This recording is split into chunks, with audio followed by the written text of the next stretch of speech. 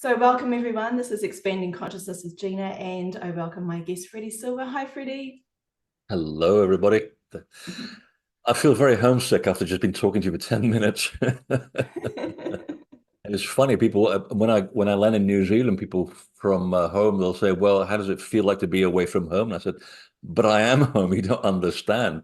It's the one place on the planet where I actually feel comfortable. Out of all the countries, I really feel very comfortable the moment I land there, and I know where I'm going, and I head off to New World and get my 5 bars of Whitaker's hazelnut chocolate, and I'm very, very happy." Yeah, yeah. Well, and are we going to get you back here? Like, are you going to come home soon? I don't know, probably not 2025. I mean, I got no plans at the moment, and it's a bit expensive to travel right now. So I've got a couple of irons in the fire, but you never know. If someone makes me an offer I can't refuse, I might just rearrange the rest of my itinerary. Uh, Good. I hope everyone's listening up to that. Make an offer that Freddy can't refuse because we want you back. exactly. That's a loaded question, by the way. Yes, totally. And Yeah, the in my show, world, yeah. everything has to be done about 9 months in advance in my world, especially when you have to get the extra legroom seats and things like that. It's kind of strange living 9 months out of your own time because then it's like it doesn't leave much room for changing anything. Yeah, yeah, that's right. Now let's make sure that everyone's aware that you're celebrating New Year with a glass of New Zealand wine. That's Yes, of New Zealand wine, which you can't buy in New Zealand, but you can buy in Maine, in Portland, Maine, of all the places in the world. It's what can I say? New Zealand's a weird country. This is an estate bottled wine called Nobilo. It's very reasonable. It tastes of wood and fruit. It's the most wonderful Sauvignon Blanc, but you can't buy it in New Zealand, and no wine shop can explain why. exactly. That's the whole thing about New Zealand. All the best stuff gets exported and we get all the seconds. But I will actually defend that a little bit or contradict that. My glass of water is New Zealand source water that comes from the north west of Auckland, said to be over 23 billion years old, or the aquifers or the rocks that it streams past. And it's one of the Wow. best in the world. That's the claim.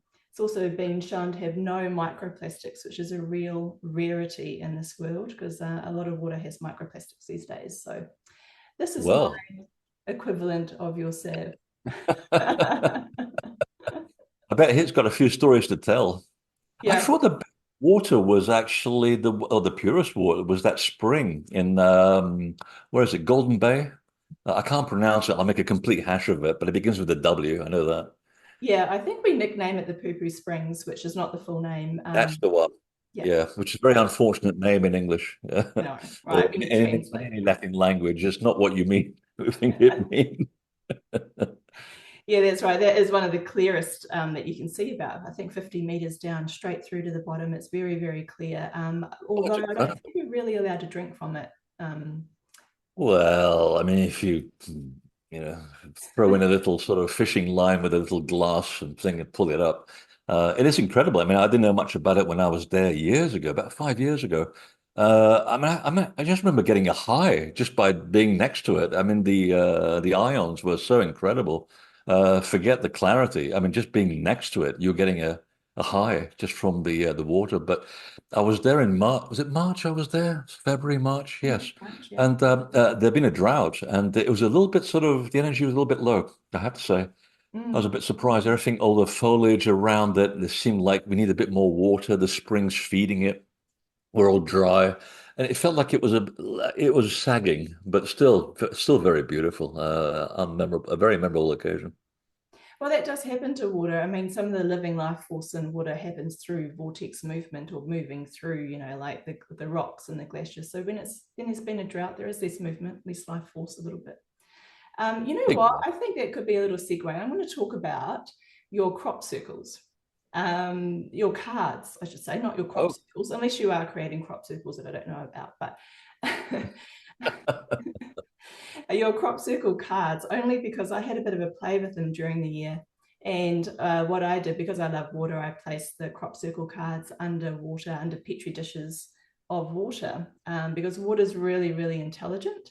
It's liquid intelligence, and it's great at showing us memories and showing us messages. And I place some of your crop circle cards under petri dishes of water, and then I did crystallography, which is a method developed by a New Zealander called Veda Austin. And then I photographed the images that came into the water from your crop circle cards. And the crop circle cards certainly have information in them that they are transmitting out to the water. So I might actually just share my screen and show you everyone that image. So I'll just do that now. But while I'm doing that, because I haven't heard you talk about your cards for quite a long time. I know you developed them a long time ago, It was but a long time ago. yeah, do you want to You explain? remind me of an experiment that was done in London where they did the same thing with London tap water. And if you've ever been in London and drank the tap water, you know how awful it is. Yeah. And that's just the iron pipes that it has to go through, the old Victorian pipes. So they did an experiment using the technique founded by Masaru Emoto-san. And he basically, I don't think I can't remember if it was he who did the experiments or it was a private experiment, but they basically found the same thing, that when you put the crop circle next to the London tap water, the crystallography changes radically.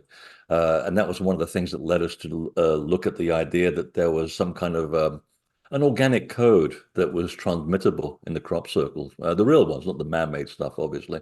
And people were reporting getting healed in crop circles, despite the fact that they didn't like the stuff. They were skeptics. In fact, they even hated these things.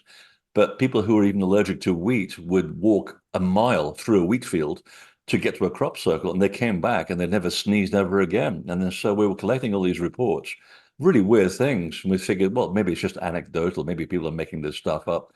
But then it became pretty obvious that something was going on when people were being literally healed within days or whatever it was that they were suffering, sometimes for as much as 16 years. So we figured we better take a look at this. And there were over 1,000 reports by then of different people volunteering information. So it's not like we asked them for stuff. They would come to us and give us the information. And it was all cross-referencing. And I came across a group of people who were doing this resonance therapy in Germany. It's essentially radionics. It's a very old, ancient system of transmitting information from one organism to another over a long distance. And of course, being Germans, they have a big machine where they put images of things and also images of old alphabets, because it was claimed that Sanskrit, old Javanese, and very ancient languages, the rhythm of the actual letters contain what they call the word of God. So you're not allowed, for example, to change the form of Sanskrit by law. You'll have your hands chopped off. So I figured this is a bit drastic. Why would anybody say something so drastic unless there's an element of truth behind it? So they began in Germany to actually look at different phrasings of these old alphabets, and they would use an image of these alphabets to communicate a healing modality, or I should say an energy code to the organism that was in distress. So let's say it's a forest in the Czech Republic, and it was dying of some kind of strange disease. And they figured, well, let's see what would happen when we transmit the code from our office somewhere near Dusseldorf across distance to the hard drive of the forest by a long method, which I don't have time to explain. It's incredibly technical, but that's how they did it. And they measured the leaf density and the vitality of all the plants to the hard drive in the middle of this forest where everything was dying.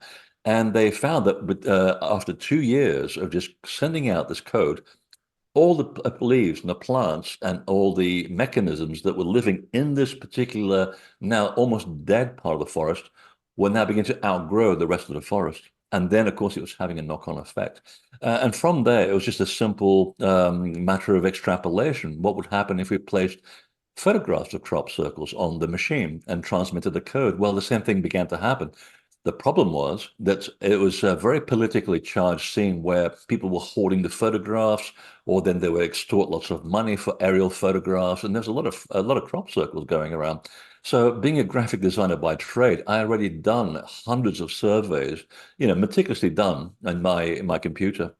So we had the actual image stored almost like an alphabet on my computer. So I figured what would happen if you just got rid of the photograph, because you can actually distort photographs through computers. if you just take the basic image and then put it into the machine, what happens? Well, the same thing was happening again. Now, I'm missing a step here, and I'm sworn to death never to reveal this, and I will never reveal it, even under pain of death or torture. It'll go to me to my grave. And it's to prevent people from abusing the system and selling this stuff and making tons of money out of it. So they've all failed, by the way. I'm the only person that sells these crop circle healing mechanism, and I've never advertised it, and I never will. People tend to find it rather than the other way around, and that's the way I wanted it. And it's still going on 20 years later, and there's some of the stuff that I get back from people because the instructions are very basic, and but some of the responses that I get back from people, they're mind blowing. I mean, they really are mind blowing. There's a video I did called "Sacred Space and the Healing Sound of Resonance," and I list some of the incredible feedback that I got and some of the responses, and yeah, it's mind blowing. So we got the original information from a channeler in England who was the original source for the crop circles before they even appeared. So we didn't know what the hell was going on until 7 days later, and they manifested, and that's when we realized that there was a communication going on. And I remember reading the transcript, and it was said that part of the crop circles are transmitting a code of vitality to the earth to heal its organisms. So we figured, oh, how do we prove that? Well, it took 15 years of work to finally get to the point where we could say, oh, it's doing that to people. So what would happen if we just take the energy of the crop circles, put it on these symbols on cards, and then give them to people who are in distress? Bingo. That's how the whole thing came about. So it's real magic. And it's still basically being used today all around the world for all kinds of extraordinary things. So I'm always pleasantly surprised and almost shocked at some of the things that come back to me in terms of the feedback. Yeah, yeah. Oh, that's amazing. I'm going to show everyone just a couple of images of the crop circle cards, or just, yeah, I've got two here. So I'm going to do that now. So this is one of the crop circle cards, number 40. Yeah, that's one. Yeah. I remember that one very well. Yeah, what can you tell us about it? What's... This is back in the days when this is 1995, I believe, and it was not far from where I ended up living in Wiltshire, and it was unusual because I still didn't quite know what I was doing at the time. I was just researching and helping out, collating information. Little did I know that I was going to be asked to write a book by the management, give up my day job, give up my marriage and all my friends and all my worldly goods, and then become a writer. And I figured, great, I'm going to be miserable and unhappy and broke for the rest of my life. And bingo, the book becomes an international bestseller. I never would have imagined that would have happened, but that wasn't the intention. It was curiosity that was driving me. So, and I remember going in there one day, and I was there with a friend of mine who's a great psychic and a great accountant. So great use of right brain and left brain. And she's the one that got me to all this mess to begin with, all this new age stuff. She's gone now. She's crossed over, but I can still remember her when we were in there. And she says, and I said to her, do you want to go and pick up your messages? Which is my shorthand way of saying, do you need to go and do some work, connect with your incredible ability as a psychic? And she goes, no, I'm getting messages already. This is for you. I said, what for me? We're going to do a little bit of healing on you. And I thought, oh, okay. Guinea pig. And I still remember lying down there. And again, I don't know what's going on. I'm still trying to get to grasp with what crop circles are all about. So I'm very much in the child mode. I'm acquiring things. I'm asking questions. I'm not judging anything. I'm just writing notes down. And I can still remember lying down there and in the middle of this pentagram. And it was almost like there's this sort of treacle. Do you have treacle in New Zealand? We call no, well, we do, but I think we call it maple syrup or golden syrup. Golden syrup is what we call Golden syrup or molasses. It was like watching molasses or golden syrup, or very, very dark syrup coming out of my legs and my arms. I mean, it was just this goo was coming out. And I had my eyes closed. I had no idea what was going on. And I remember thinking, wow, I feel so much better. I can really, I feel clear. I had a lot of issues when I was younger. So suddenly I felt all this stuff just went away. The baggage got removed. And then there was this sort of hollow vessel. I felt like I was a hollow vessel.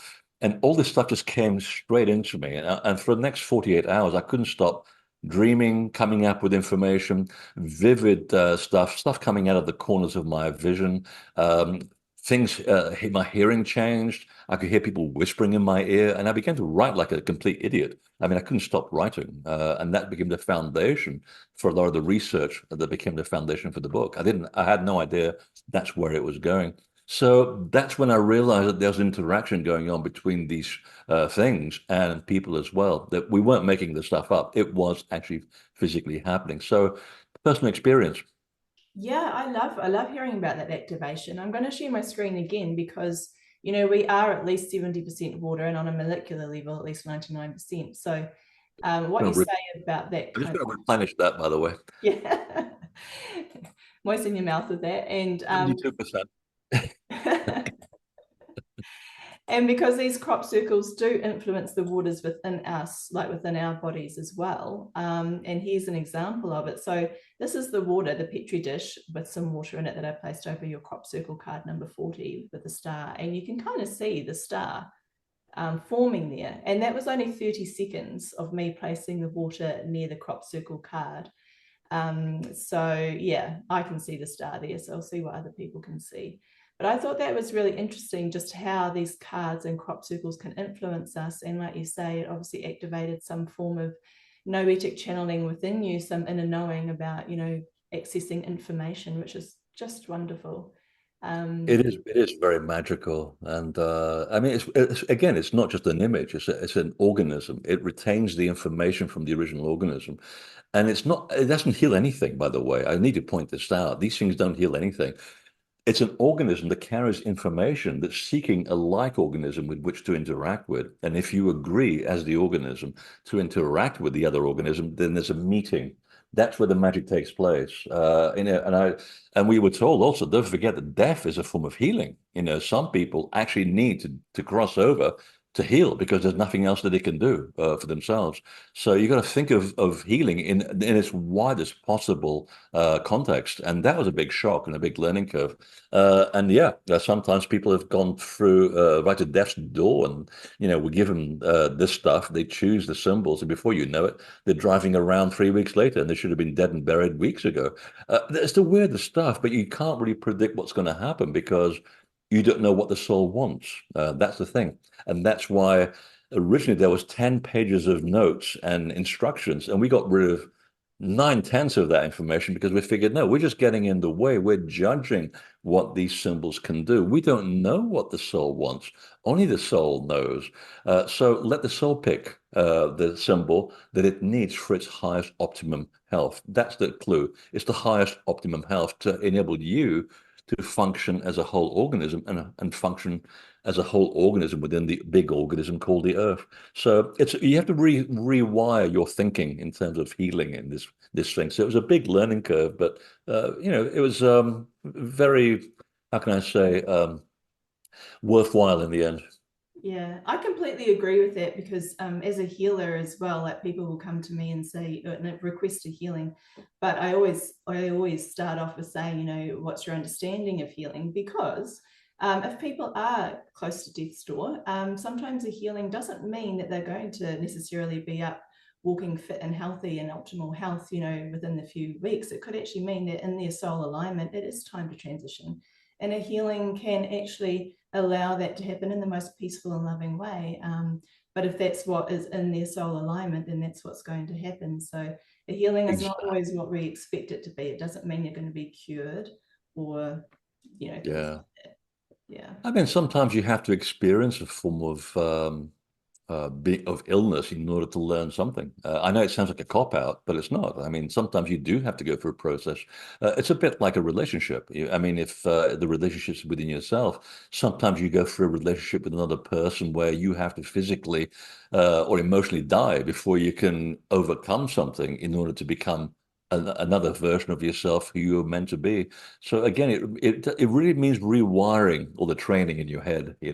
What is relationship? What is illness? What is healing? And once you got past all of those sort of roadblocks, then you're in a different area. You're in a much more expansive environment, and anything is possible at that point because it's we who put these limitations, mostly because of cultural and also academic learning that we have to unlearn. And again, it requires a little bit of, stepping out of yourself, looking at things from a different point of view, but then it becomes very rewarding. You're in a different planet, I guess. Yeah, and I've observed that as well, even within myself and within my clients, that you can go through times where the foundations collapse a little, like when it could be your own health, it could be relationships, it could be all sorts of things in your own life. But within that process as well, there is a strength that eventually comes afterwards. When you rebuild yourself back up again, there's usually a lot more strength, a lot more wisdom, a lot more resources, a lot more tools, because you've had to learn things to rebuild yourself, the foundations within yourself. And that happens within life situations as well. And then every once in a while, I come across an environmental moment where the energy is so strong that also helps me rebuild my foundations. And I know that you and I have both been to the Kaimanawa Wall. So I'd like to talk a little bit about my recent Oh, I'm experience. shocked. We haven't discussed this at all. No. Because I went there recently, my friend Ivy Megan was my guide. She took me there and showed me the Kaimanawa Wall, and she's a contributing author to your Portals book. That's And right.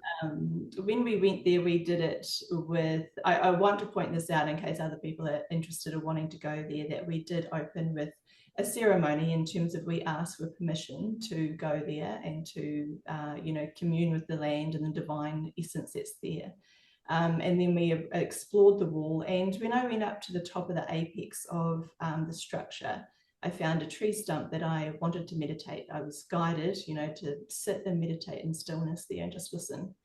And I lost time. I want to say I fell asleep, but it was more than that. I just went into a very deep, deep, deep state where I lost time. And I know that within that, there comes a rebuilding of my own energy. The next day, I was very, very tired. Once again, had to sleep a lot. And in some ways, that feels like some of my foundations get a little bit kind of collapsed, and then I have to rebuild after these moments. I feel like I get a little stronger energetically, but stronger in my knowledge of what's the truth and what our history is all about and what these structures are all about. And I can't always articulate it straight away. Sometimes it takes me a few days, a few weeks to actually understand the knowingness that comes through my energy field from these moments. And I feel very grateful for that. And I will show a few images as well of the structure that I'm talking about. So I'll do that now, just so that if people are not aware of the structure, they get an idea of it. I guess they're thinking we're talking about a brick wall or something. Well, that's right. I know. Not to say These there's people not. have lost the plot. And there could be magic in a brick wall. I mean, I'm not. That's a whole new conversation. Totally. So this is a Yeah, beautiful tree that is growing above this, on top of the structure. Not yet. I know that tree. Yeah, no. This to me is part of the structure. Once again, I'm just going by intuition, but for some reason it felt like an entrance, and this was facing north. I'm not saying it is an entrance, it just seemed to be carved in a certain way that looked like it. And oops, that's my friend Ivy brushing away some of the twigs. Some very strong, clear lines in some of the structure that we could see. And that's a natural gap that's formed between two of the rocks.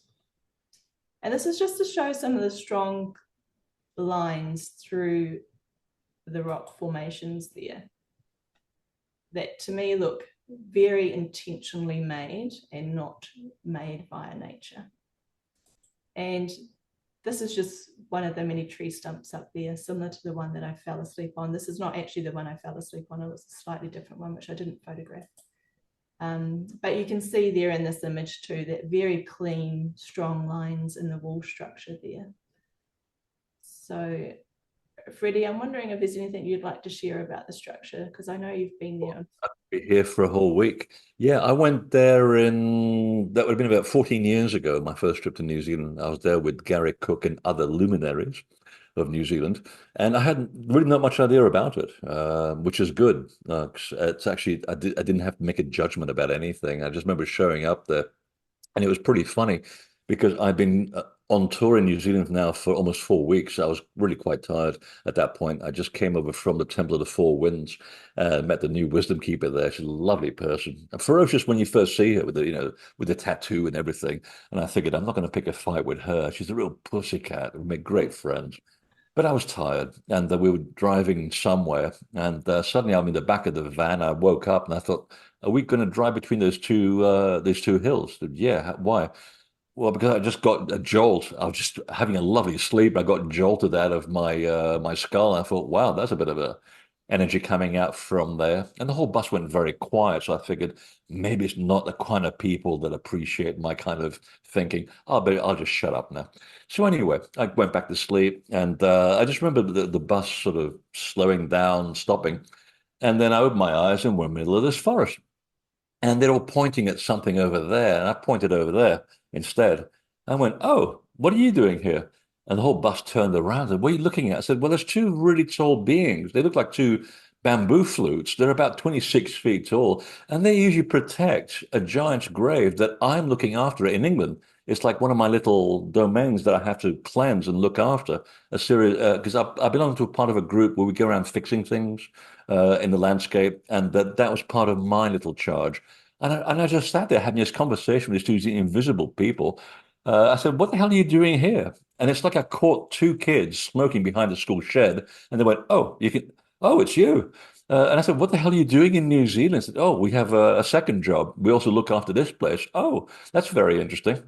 And I looked around, and the whole bus was silent. And I thought, just forget what I just said. Don't worry about it. Why are we here? I said, "That's what do you see? Because that's really interesting." "Well, give me a piece of paper. I'll draw it for you." So I just sat there doodling and said, "That's what I'm seeing." And he went, "That's amazing." "Well, I guess." "Well, it's amazing because the last person we brought here was the dowser, Hamish Miller, and he drew exactly the same beings in exactly the same way in the same location." And I said, "Well, that was my teacher for dowsing. So I guess he taught me pretty well. So why are we here? Are we going to look at a wall?" So we went look at the Kaimanawa Wall, but back then, which you just discovered, Gina, is that there was a trench that was dug, which was, part of the Taupo eruption from, I think it was 800 BC, and it covered the whole area with like 12 feet of ash. And what most people are not aware of is that the picture you just shown of all those stones, that has been worn for like 2,500 years of rain and erosion. What's below the ash level, the stones are in pristine condition. The seams are as close as the wall behind me. I mean, literally, you couldn't have poured concrete that better. It looked like someone just etched the whole thing with a laser. And the funny thing is that the government went there twice with two geologists, and the first one said it was this particular type of volcanic rock, which it turns out it isn't. So the next geologist did a second survey. It turns out that it's a completely different volcanic rock. And it's funny, I said, because that rock only exists near the volcano, which means that the volcano would have had to dump that big lump of rhyolite 26 kilometers away and form this perfectly natural looking wall. But the whole thing looks very man-made with all the stones in very precise condition, beautifully level. And then with the lower section, meticulous, like it just came out of a form. And that's when they just basically shut up because they realized that they're digging themselves, ironically, into a deep hole and they can't get out of it. So for me, it looks like the whole thing. Oh, and a most important part, when I was there, I was invited to jump into the trench, and I said, "Okay." So I jump in, and I'm a big guy. I'm 6'5", so that's about 2 meters. And I jump in, and there's this lovely echo that came from under the stone or the slab under me, which means there's a whole room under there. There's an echo. And that's what a lot of people don't realize. And I began to realize that what we're looking at here is either the top of a step pyramid or most likely I think it's called a tap. Is it? No, it's not tapu. It's a, what is the ceremonial platform? My Maori is escaping me now. They have them in, It's an ahu. It's a ceremonial platform, which is also the same as a step pyramid.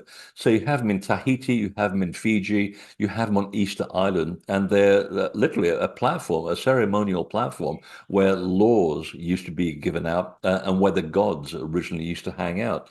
In this case, in New Zealand, it was the Urukeu, the red-haired people, who were there, as we know, in Castle Hill, as much as 10,500 BC, according to some of the alignments that I've worked out. So that's just the Kaimanawa Wall, and I suspect that it's not the only structure in that forest. These things tend to come in threes, okay? In my line of work, they tend to come in perfect triangles all around the world. So there's probably two more structures nearby lying in wait for us to discover. But yeah, the whole tapu was put on it. Now, here's the funny part.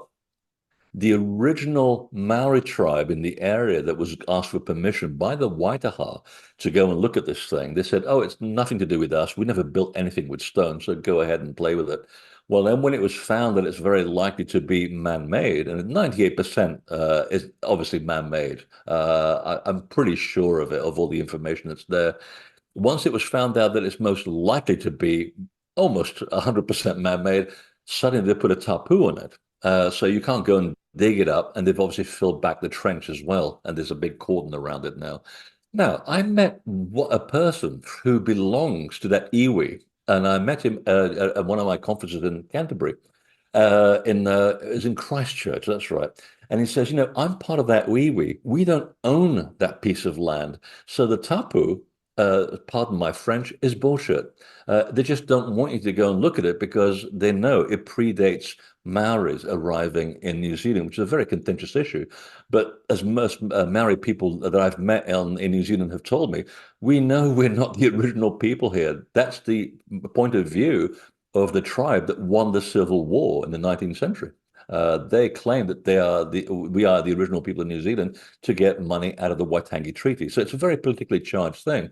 But most Maori that I've met said that we don't have an issue with that because we know we're not the original people. There's so many people here.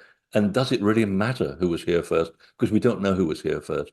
The fact is, New Zealand's been a country for a long, long time. So that's what's important about Kaimanawa. It's part of a Pacific tradition of sacred mounds and sacred platforms where they're all interconnected by this incredible mythology that goes back at least 12,000 years. That's what's important about it.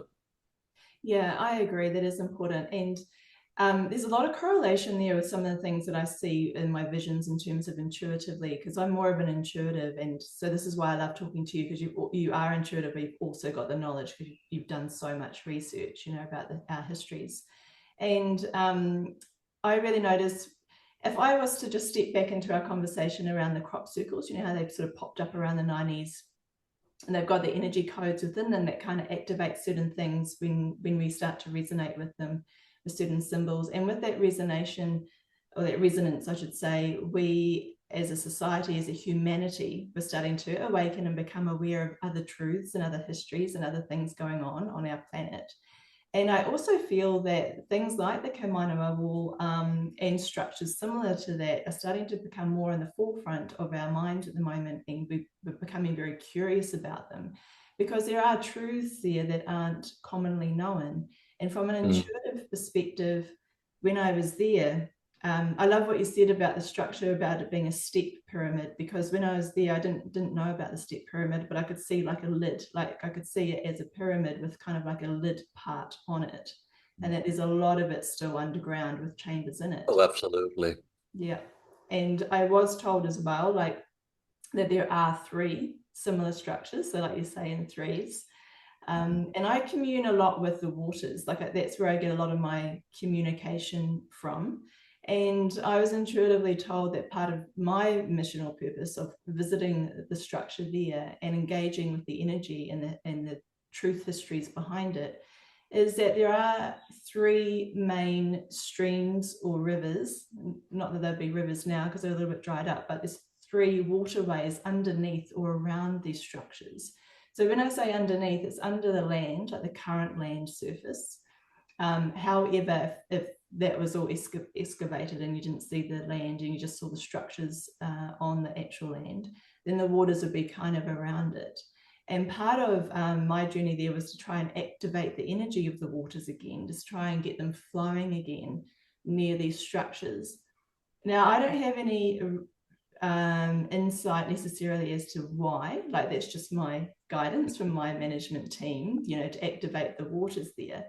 But I'm going to use a little assumption and intuition combined here that over the next few decades, we're going to start to see a natural, perhaps erosion of the soils or the land around these structures so that they become a little bit more visible again.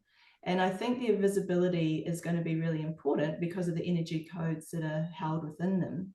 And it's important for us as a humanity.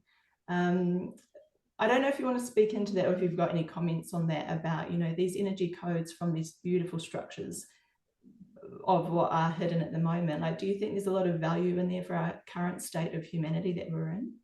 Oh, very much so, because and it depends what you're looking for. I mean, in my case, I'm looking for something specific in order to become a better teacher, so I can communicate what it was that these things were for and how that we can make use of them now.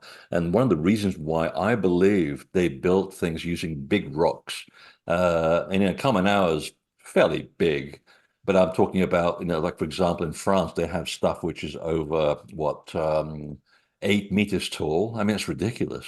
And sometimes there's some standing stones which are over 12 meters tall. I mean, these things are huge. They're very impractical. And you think, why? Well, because probably the obvious answer is they wanted it to survive until a time when they could project into the future because they had the power of telepathy. I mean, every ancient culture talks about the gods as having, and by the way, a god is someone like you and I who understands the laws of nature. That's what a god is.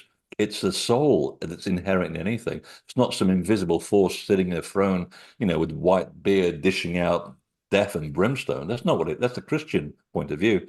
No, these people had the foresight to look into the future, and I think if I put myself in their shoes, that they could see a time in the 21st century where we would lose the plot.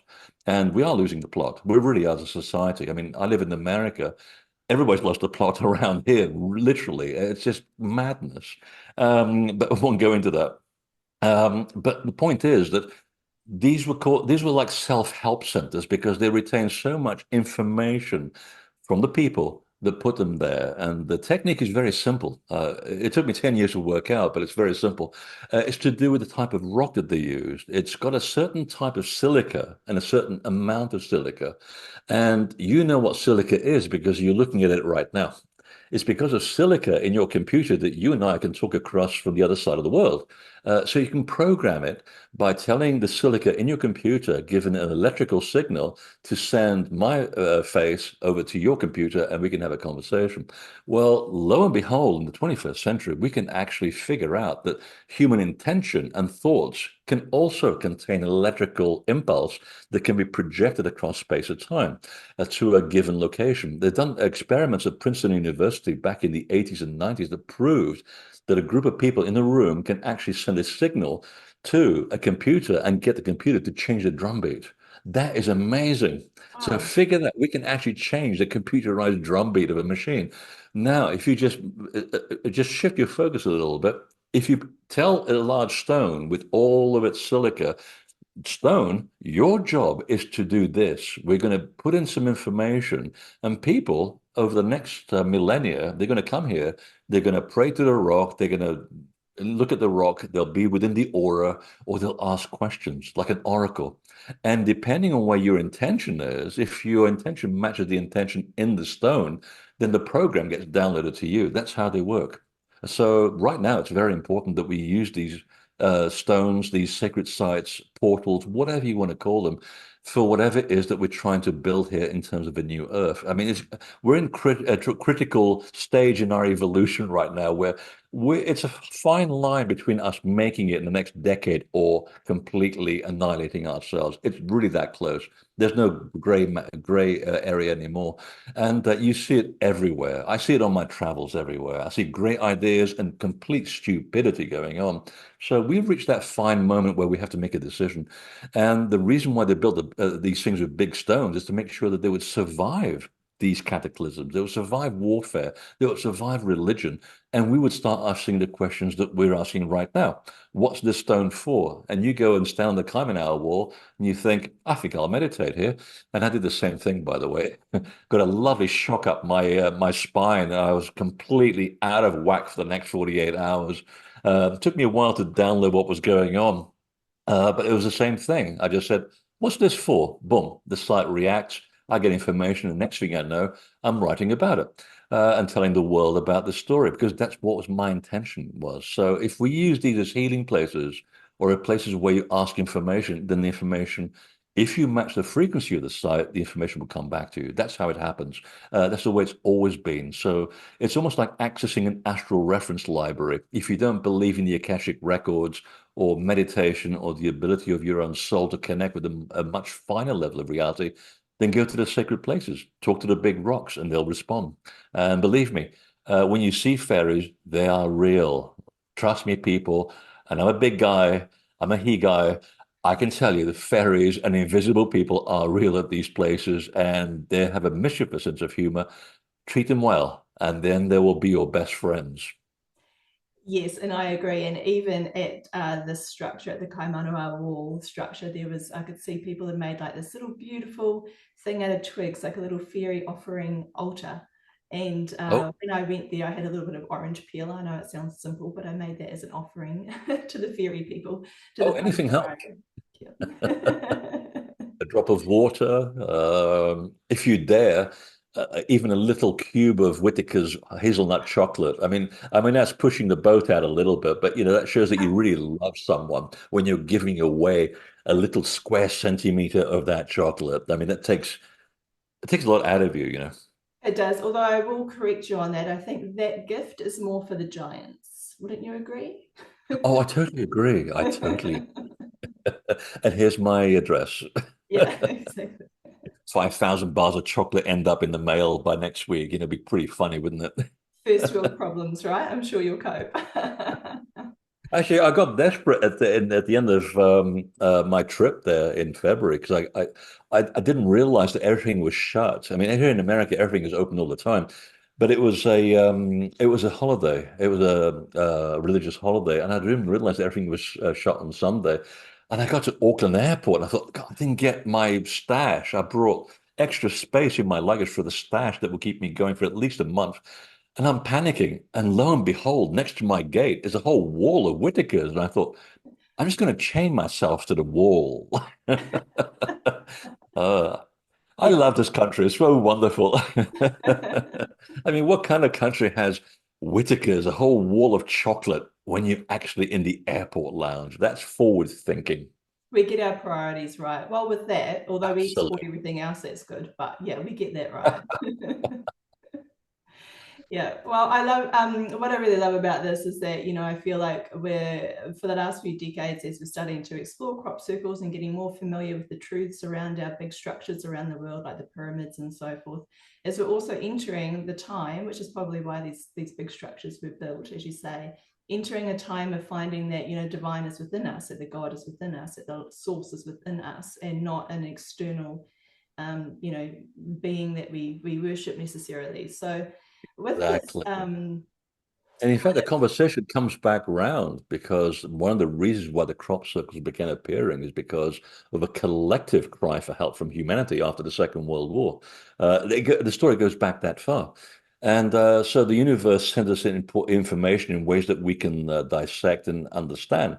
Sometimes it just takes a little bit of time, a little bit of patience. And the next iteration was making these beautiful designs in wheat fields around the world where people will get curious, and then the right people go, well, let's ask a few more questions about this. Boom, and you get sucked in because we haven't built temples in the last 2,000 years, not really. At least not in the way that they're supposed to be built. So we're missing out on sacred space, which is the foundation of human civilization and human culture. So the crop circles are filling in the gap. So we're going from megaliths to information stored in crop circles. And if you don't believe me, just accept the fact that for the first time in what 2,500 years, we've got the brand new mathematical theorem since the first time since the Euclid. who is the Greek mathematician upon whose basis we have our understanding of mathematics. That's in crop circle designs. So you can see there's a high intelligence that's encoding stuff and information in these designs. So they're making up for what we haven't built. So it's kind of ironic that we're now discovering or discussing crop circles and healing and new ideas imprinted into the fabric of the planet. So either way, you're going to come across this. You can go to a pagoda, you can go talk to a large upright rock, and go to into a crop circle. All the information is literally around you. It's like a big library of knowledge. You just have to tap into it. That's all. Because I bump into people at conferences all the time. They'll say, "Well, I've read all your books and I've watched all your videos. So when's the change going to happen?" Well, what are you waiting for? I mean, I've given you the information. I got my peers are doing the same thing. When would you like to begin? I mean, I'm not here to force it down your throat. You have to be the change you wish to see. That's how it works. Yeah, I love that quote, Gandhi quote, be the change you wish to see. I I miss him. absolutely, yeah. And at the fabric of, this fabric that we're talking about that you mentioned as well, I really want to emphasize that because from my perspective, that fabric is the foundation that we need to tap into, frequently, especially with all these wobbles that the world is going around. When we talk about, or when I talk about things like politics and race and gender and all these hot topics that are going on in the world right now, to me, they seem like distractions from the fabric. Oh, So absolutely. they're important, but they can be distractions. And I feel like all these ways that we wobble, especially around politics and things like that, is actually a moment to go, hang on, tap back into the fabric, tap back into understanding you are your own inner authority. You've got to be the change you want to see. You have to find leadership within you and not so much externally. Yeah. But I'm kind of saying that because I know you live in America, and my interactions with people that live in America, whether they are American or not, but live there, they've had very strong emotions this year, especially around the elections. Um, Ugh. and I I live don't, in the same part of the country, by the way. Everybody's moving here for that reason. yeah, We used to be a quiet a space where 2 million people lived, and I think the population quadrupled overnight wow, because we're near Canada. We can just escape where nice people are. No, but I mean, we have to discuss politics. I mean, we have to be engaged more than ever. The trick is, and I've watched this for the last decade when people were taking the mick out of me because I never check my cell phone and I don't sit there, twiddling away. A cell phone is for making phone calls, or if you happen to have left your camera at home for taking a picture, or writing some notes. If I haven't got a notepad, that's what I use the cell phone for. And I'm watching people being brainwashed by social media and the propaganda that's in there. And I said, this is not going to work out well. And a decade later, we see people taking incredible, extreme sides on issues which are distracting because they're not what reality is about. And I said, this is a great way for any oligarch to put in propaganda. And we know that Putin and Beijing have been using Telegram and TikTok to put in propaganda, and I quote, to destroy the Western fabric by putting in so much nonsense into social media that people could not tell truth from fact anymore. And that's what happened here in America. I saw it in New Zealand last time I was there, the whole election cycle. I said, if you want a right-wing government, you're welcome to it. Nothing good is going to come from it, believe me. And so far, I've been reading the news every day. I keep up with what's going on over there, and I'm seeing the same problems happening that were happening here as well. The whole, the promises that are not being kept, and the money only goes to a certain group of people, and everybody else in the country is now complaining that there's a big recession in New Zealand. That's what happens with right-wing governments. I've not seen one good thing that's ever come out from any right-wing government. Not that I'm advertising for the left wing, because any extreme is no good. You got to be somewhere in the center. You got to benefit everybody. You got to benefit the majority. And I'm watching the same arguments being played out on social media and people believing this nonsense. Even friends of mine over there who are very spiritual, they're very astute New Age people, and they're falling for the same tricks as well. And I find myself getting to these ridiculous arguments about things that really do not exist in reality. So yes, if you can't find your nature within, go outside. Go and step out in nature, shut down social media. By all means, find out what the snakes are up to because you live on the planet Earth. You can't escape planet Earth when you're here. That's also not a good idea to live like a monk in the middle of nowhere. It will come and find you, believe me. I moved to Portland, Maine, hoping that this stuff didn't find me. It's found me, and now I'm looking to go somewhere else again. And I just heard that Dunedin, and I predicted this, it's much sunnier than Wellington. And I said this, and people laughed at me, and now been proven to be absolutely true. So you've got to go out in nature, find out if you can't find yourself within, find yourself in the environment and look for the god of water, the god of the tree, the god of the stone. And believe me, you come back rejuvenated, and you find just by shutting down for a couple of weeks how much stuff goes in through here that sits in here and does you no good. It makes you anxious. For what reason? You've not benefited from it.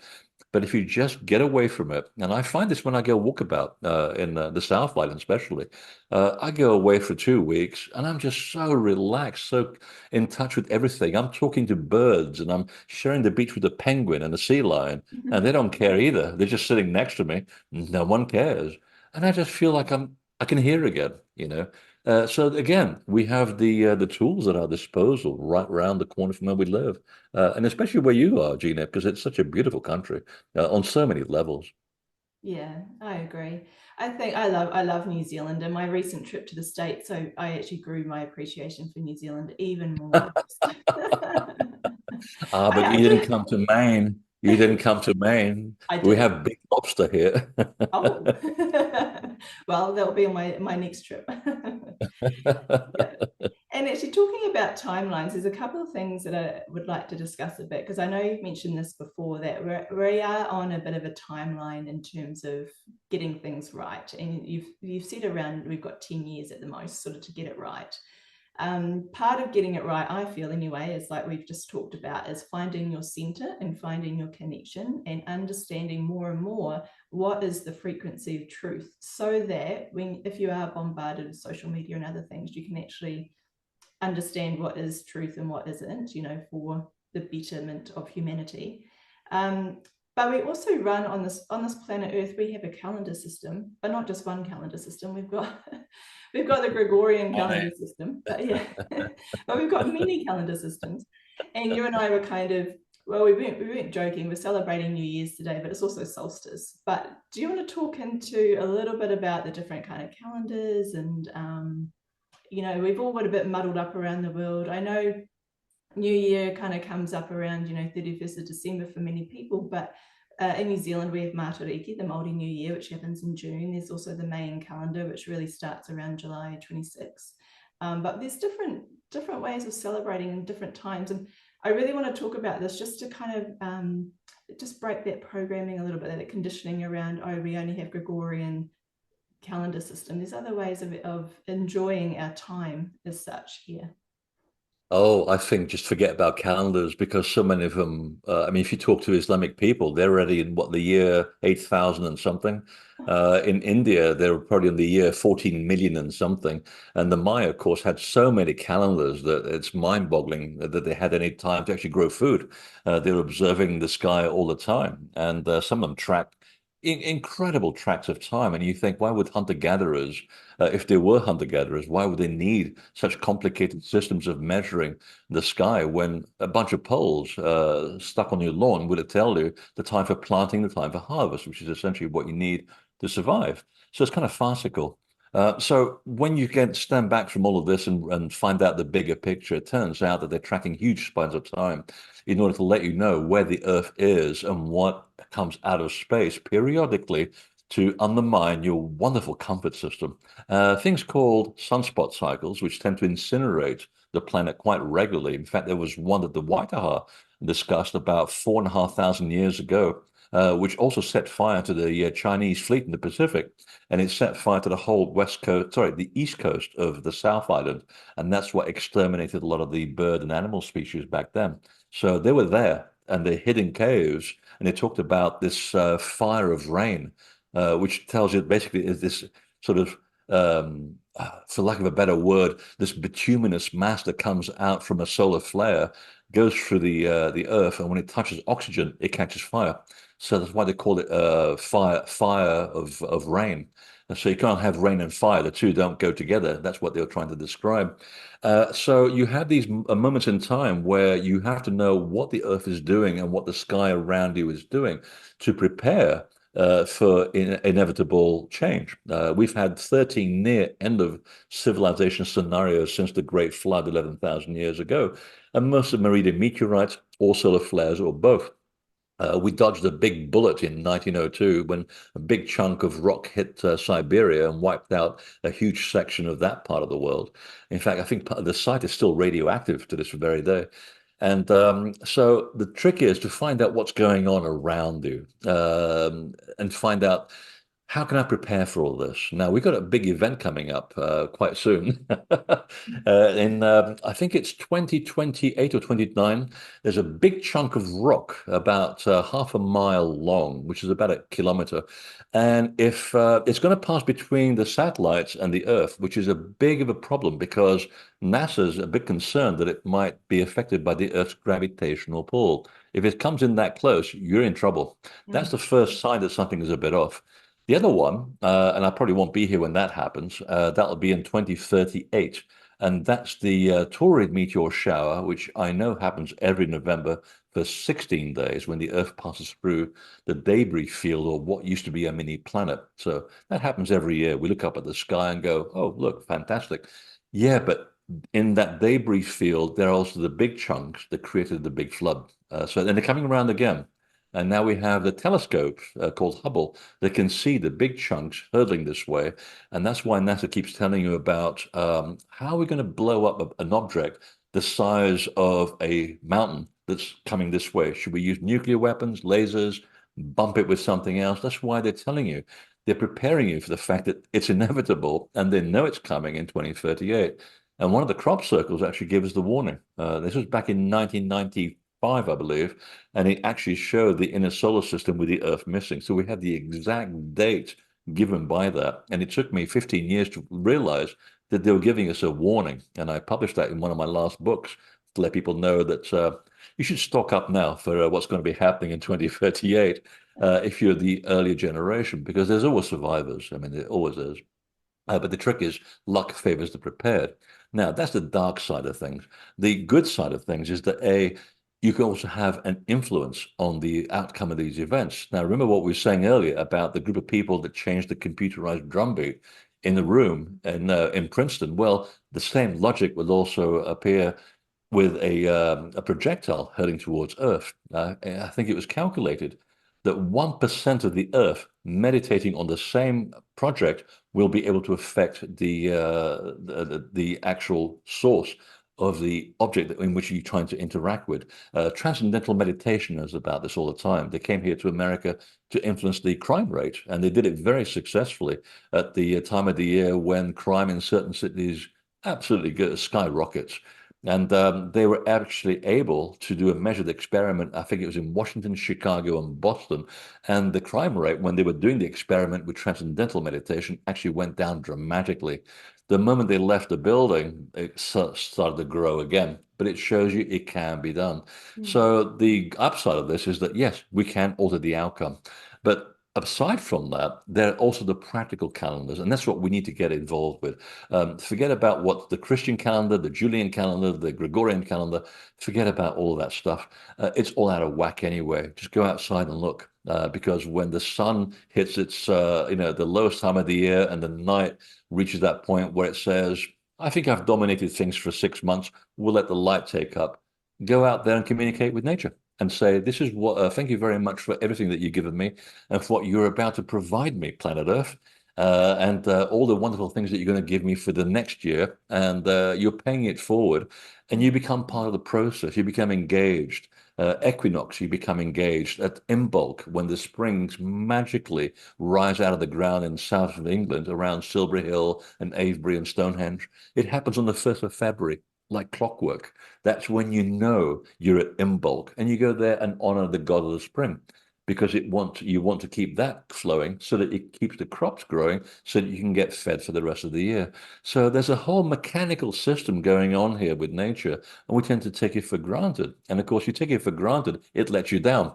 because nature is alive. It wants to be respected. It's not fickle. It's just that it's very sensitive, and it likes to be appreciated. So just going up to a tree and saying, "Thank you for the wonderful apples that you've given me." Most people say that you're a lunatic, but you know what? You're going to get great apples from that tree because the god of the tree will appreciate that thought, and you'll have a relationship with that. That's the important thing about calendars. You've got to go out there and work the natural calendar wherever you live, so that it can work and do magic on your behalf. And you interact with it by giving something back. It's an exchange, and any native culture understands this because it kept them going for tens of thousands of years. Yeah, yeah, I love that. Connecting with nature and understanding, like you say, that nature is not on our clockwork at time. It does it when it Exactly. wants to. It's a wild thing and it's not to be controlled as such. And I'll give a personal example of that just so that people can kind of maybe understand just how dynamic nature is when you really start to listen to it. So, this is being recorded at the solstice. It's the 21st of December here in New Zealand. And during the last few weeks, I was tapping into the waters, asking what if it had any message or information for me around this time of year, because I wanted to tap into its cycle rather than the cycle of the solstice, Christmas, New Year as it's coming up on the Gregorian calendar system. And it said to me actually that the dates between the December 22nd and December 25th, there are 3 days where the sunlight is stable within the waters. Yeah. And I thought, okay.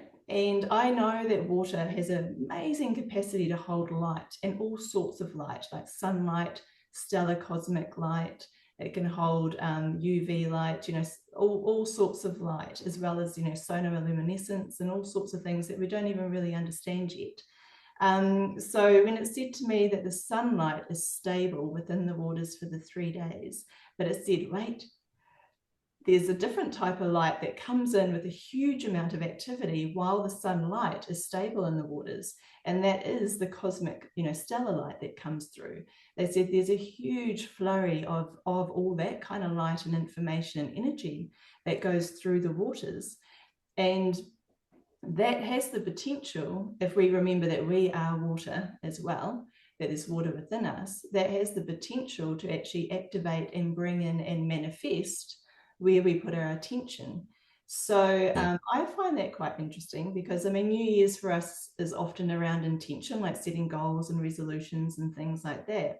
But the waters were saying to me that in these 3 days, like the 22nd to the 25th approximately, is a wonderful time to bring in and become manifest, but get into soul alignment so that whatever your next chapter in your own personal journey is about, you can kind of bring that forth for yourself.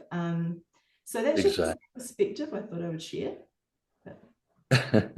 Yeah, and again, going back to my sort of son's work, where he showed very categorically the power of intention on water before and after, shows that we do have an effect on this most mysterious of substances. I mean, there's a reason why 72% of the planet it has water on it, and yet we're looking at the answer in the face, and we tend to ignore it. We tend to pollute most of it.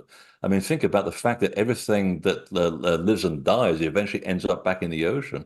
It knows everything. It has the memory of everything that's ever lived and never died in there. It makes you wonder, and it's like a recycling thing. When you think about it that way, it's a bit morbid. It's like I go to the ocean, I'm swimming around dead people and dead trees. Well, no, because it cleans, the salt cleans, recycles, and it goes back as air, and then it rains and it comes back clean, and the system continues into perpetuity. So it's a very important element in our life, and you can program it. You can go to, not that it needs it, but the lake around Mount Cook, Aroki, where I was also at, like you, back in March. That was an incredible moment in my life. I mean, that was emotional. I wasn't expecting that one, but yeah, you can put your energy into it. You can put your presence, your thoughts into it, and it reciprocates in kind.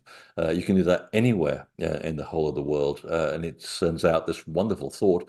And by the homeopathic method, the more diluted that thought is in the water, the stronger it becomes. It goes everywhere, and that's also been proven too. And the biggest thing is that it also holds the solution to one of the biggest problems we have, which is pollution from cars and from petrol. And we're trying to, wean ourselves away from these fossil fuels and going to the electrical model, which is also not a good solution. I mean, really, it's a stopgap solution.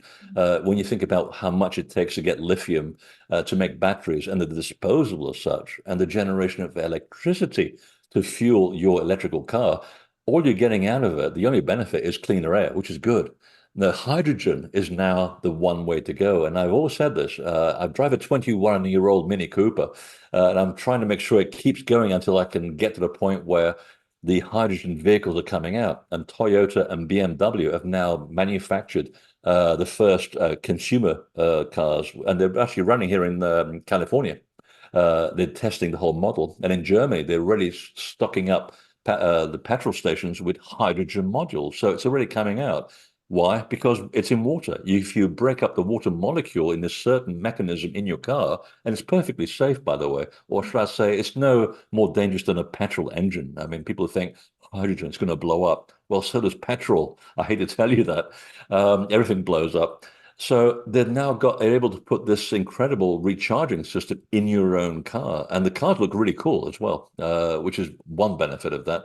So the answer to most of our problem is A, you put your intention in water, and that water recharges your intention and magnifies it. But also, water will also provide the very essence of clean energy and clean air that we're all searching for. So it's a win-win situation, isn't it?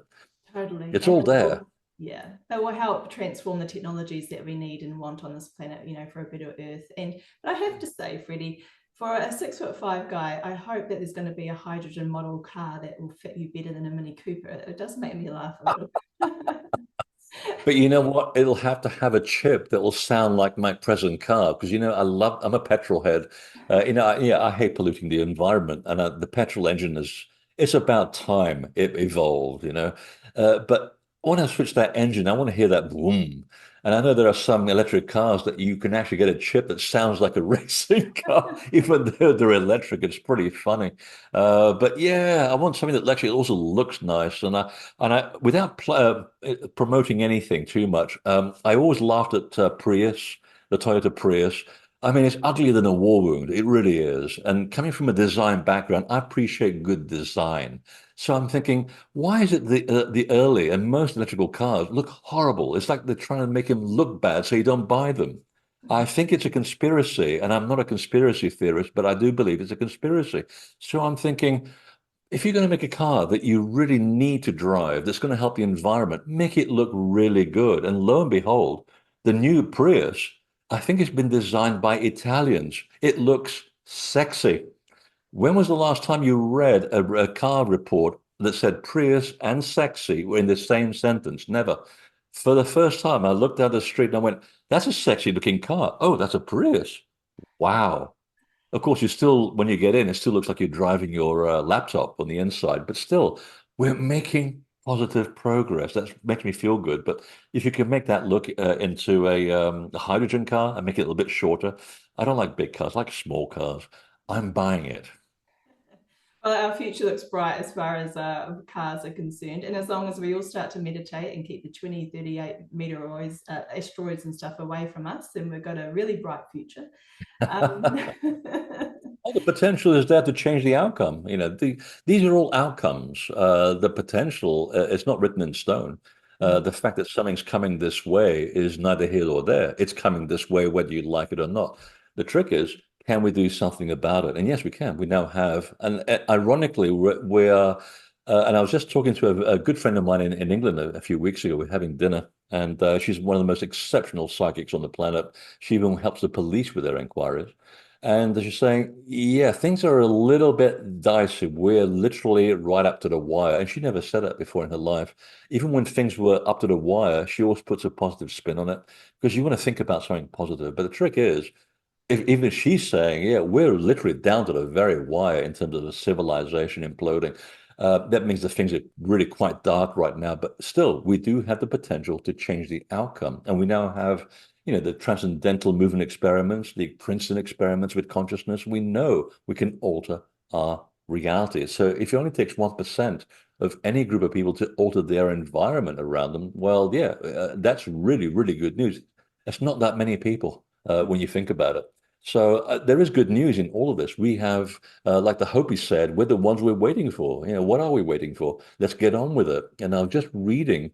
It was in a New Zealand. It was a Wellingtonian a couple of days ago. A chap from New Zealand invents this wonderful light fixture that you can carry around anywhere that's powered by seawater. Not only does it create light, but it also gives you drinking water because it evaporates the salt. And I figured, how cool is that? There you go, another solution to an enormous problem. So the answers are all there. I think the planet has everything that we need. I mean, the creator or the source, whatever you want to call it, it provided everything. It's just that we keep messing it up. There's always some idiots who always mess it up, and they always get the attention. But you know what? They are the minority. Even in the American elections, the minority won, by the way. It's just like in Britain. I was just talking to my friends over there. Yeah, for 12 years, we had a minority government representing 22% of the population. They get the attention. But don't forget, the majority are actually in power. You just have to go out there and do it. You have to go out there and proclaim your godliness and exert your influence. That's how we're going to change the whole thing. I love it. I love that. Totally agree. Let's end it on a bit of a personal note, if you don't mind, because of this time of year. What kind of Oh, things yeah. are you letting go of in 2024, and what kind of things are you bringing into your life in 2025 that we should know about? A crate of Nobilo. I'm actually Okay. looking for a crate of Pancaro, which is one of the best New Zealand wines I've ever had in my life. Unfortunately, it's quite expensive. Um, I was staying with Noel Edmonds and his wife in the South Island, lovely people, and they got me addicted to Pancaro. And I found a place in California that sells it. And I went, how much? Wow, I better start selling a few more books. But joking aside, I'm trying to, again, as always, become a better teacher, learn more than I already know, which is about that much, and I'm trying to learn a little bit more so that I can help move things along. That's my job here, is to move things along. And I've taken a year sabbatical to try and get away from my perceived importance and my famousness, because you get caught up in all that stuff. It's like, oh, you're so famous, you've got all these books, and you're always appearing here on that. Yeah. I want to get away from that and I want to come back there a little bit down to earth and just learn, because there's a point where you stop learning and you stop preaching. I don't want to do that. I want to learn more. I always want to be at the cusp of something so that other people can benefit. If other people benefit, I benefit, we all benefit, we're all happy. So that's part of my thing for this year, for this coming year. And also for people to get away from social media. But I mean, again, keep track of what's going on. Don't get so bogged down into it. And take charge of what you can take charge in your own area. Don't worry about things you have no influence over, because it's way above you. You'll only get depressed. Influence things around you on a local level, and then act, and that will act globally. So think locally, act globally. And slowly we have to rebuild this, very tortured thing called human civilization, because we are taking the wrong road right now. And but we have again the potential to turn it all around, and it's very easy to do. You just like Gandhi said, be the change you wish to see, be the example. It's not that difficult, just do it. And I know it's difficult sometimes. So develop a sense of humor, get the right music in your ears. And believe me, music is a great way to motivate yourself all the time. If I could turn my computer around, there's over, I don't want to exaggerate, there's about 2,000 albums in my apartment, and it's a one-bedroom apartment. So this is where I live. The rest is books. So if I'm feeling in a certain way, I can get out of a certain way of feeling or get into a certain way of feeling by changing my rhythm to music. That's my drug of choice, and it really works. So whatever it takes, get out into the landscape, recognize the God that you are. So my hope for next year is get the people become more aware of their potential to make good in the world and become a much more cohesive society. I can't think of anything more important right now than that. Oh, thank And you so much. eating and hoping that Whitakers will export bars of chocolate to America. You know, Anything is possible. Just keep thinking. Energy goes where attention. No, yeah, energy. I'm going to use my 1% of influence, and I know where the factory is. I've walked past it. I've genuflected, so I'm going to use my power. They're going to listen to this podcast, and they're going to send me like a box for being their sort of worldwide rep. Totally. And you're not an affiliate. We'll just make that clear now there. Absolutely. Yeah. I love that. Music is medicine. That's great. And Emoto also it proves that, doesn't he, through his water experiments, how music can influence the water structure as Oh, well. absolutely. Absolutely. Learn more about water and what it can do for you, and especially what it can do for you around, because you're in Celsius, around 2 Celsius, just above the freezing point, there's something happens to the tension of water, the surface tension. If you keep water, especially spring water in your refrigerator, at around 2 degrees Celsius, something happens to the surface tension. And if you drink that slowly, because when it's that cold, it's like you get that sort of numb in your head. It does something to your body. It changes your chemical structure of your body. It's actually very, very good for you. It's a very, very easy way to heal yourself. Even just a glass of that a day, it really does something to your interior. I'm not joking. Studies have been done on this. Even the Nazis were looking into this when they're trying to build an atom bomb, looking at the surface tension of water, and it was around 2 degrees Celsius. Something happens, but again, you can take it into one way or the other, depending on how you apply it for healing or for bombarding the world with nuclear explosions. But the important thing is that it's a very important molecular structure at that point. So between that and music, you got yourself sorted out. That sounds amazing. I don't know anything about that, so that's what I'm going to be learning. I'm really intrigued now. I want to find out more about that, and maybe it's something to do with the exclusion zone in the water. Maybe it helps to create that, but it's something I'll look into. Thank you. Yeah, that's why you always drink your beer very cold. Is that why? But it is true. It does. There's a surface tension around that point. It changes from. It's about to change from one state into the other. It's a very mysterious moment where things happen, and that's where yeah, you really do feel very alive when you drink water. Well, it's a bit like going swimming. As I don't think I'm revealing anything unusual here when you go swimming in glacial water, which I'm very impressed by the way. I haven't got that courage, Gina. I just put my finger in there and went, that's cold. Yeah, If you can go dipping your body in the what's that lake called around Mount Lake Aroki? Pukaki. Yes, one of my favorites. I've got beautiful photographs of it. If you can go dipping in there when it's that cold, that's going to do something to your body, and you know it. It's not because it makes you feel alive, because the water is alive. It is, absolutely, and it sure does. Well, thank you, Freddie, so much for your insights. I really, really value your My time, pleasure. and yeah, wishing you a happy new year in whatever way you celebrate Happy New Year. Yes, 2025 is here already. You're it. 11 days ahead of the rest of the planet. Indeed, always like to be ahead.